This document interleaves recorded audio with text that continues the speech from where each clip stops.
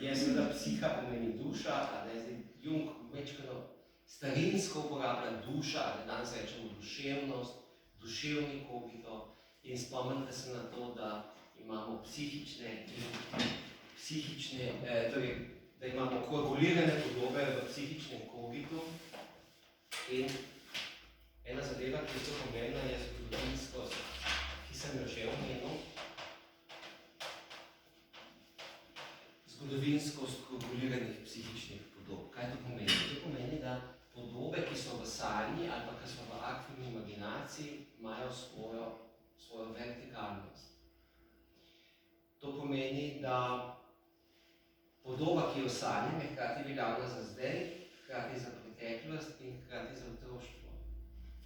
Prav posebej. In torej, to je ta skupni imenovalec, ki se nahaja v psihični podobi. Torej, nikoli ne sanjamo nepomembnih stvari.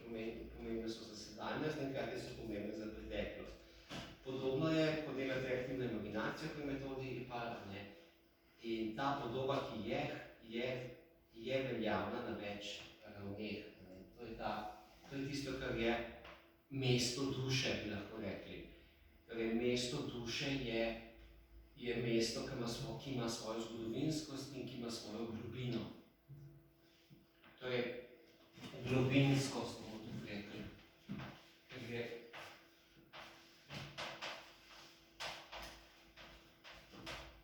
globinskost, pa kaj smo še imeli, pa vertikalnost, če je globinskost. Zdaj to vse skupaj sestavlja arhetip ali je to neki drugski? To je psihični kogit. Okay. Podoba, ki je v psihičnem kogitu. Recimo podoba, ki jo vzamete iz sanje ali pa iz aktivne imaginacije. Zdaj mogoče, če bi lahko še nekaj hitel.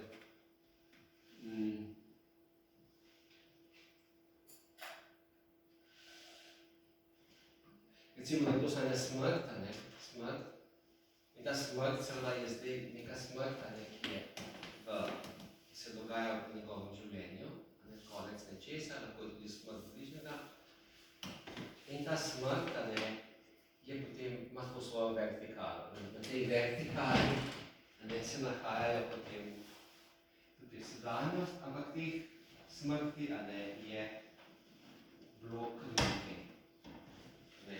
Čisto na koncu je bila smrt stare mame v 6 letih, s katero je edino imel res čustveno vest. In potem je bilo še par takih koncev, ki so bili povezani s smrtjo, z mladim koncem, in ki tudi hkrati komentirajo njegovo sedanje dogajanje, ko je dokončevanje nečesa. Mogoče mora diplomirati. Diplomiranje je velikrat kot ena smrt. Torej, ljudje mislijo, da bodo umrli, človek mislijo, da bo umrl, če bo diplomiral. Potem drugače ne diplomira. Ko se pogovarjate, pridete do tega, da je to, poleg tega, da treba prevzeti odgovornost, in velikokrat ko čutim, da bo umrl. Da, ko bo pa konc tega, pa ne bo več vedel kaj, ko je vse negotovo, ko se vi pogovarjate o tem, zakaj ne more diplomirati, ponovati prijete na take dimenzije. Seveda smrt je v tem smislu simbol, in je arhetip. V psihični strukturi, v tem poteku, gor in dol, ko se dela psihoanaliza, gre tudi v pogajateljskem pogovoru, vi ugotavljate, ali pa ugotavljamo vse te dogodke, ki so povezani v zgodovinskem smislu, s to podobo, ki je prišla. Sem to lahko rekel, da so mi javili, da lahko dam en konkreten primer. Torej, moški sanjal, da ima roko, da ima njegov sin odrevenelo roko in da se ne ve, kako bi to roko pozdravljala. Pa sva govorila pač o tej sanji, in je ugotovil, da leva roka je bila to, seveda ta sin je tudi on, potem, kaj je z levo roko vse povezano, in tudi noter je prišla potem ta zgodovina, kako mu niso pustili pisati z levo roko, kako je leva roka za njega umetnost, on je zdaj uspešen zdravnik, ampak rad bi pa spet začel igrati kitaro, so pol počal do tega, da bi košarko začel igrati, rad bi se več družil s prijatelji, pa take stvari, ki pomenijo levo roko, ki niso njegova storilnostna, uspešnost, uveljavitvena roka, s katero je on steber družbe, uspešen, zdravnik, mož, ampak ta leva roka. Zakaj je to sin? Sin je pač zato, ker je to najbolj povezan s starejšim sinom, ki je njemu najbolj podoben, iz katerega tudi bi se želel več raziskovati življenja na en drugačen način. Tako pride zgodovinsko stvar. Torej, to nizanje dogodkov, ki so v zgodovinskosti, zato je tako pomemben ta duh globine. In ko mi enkrat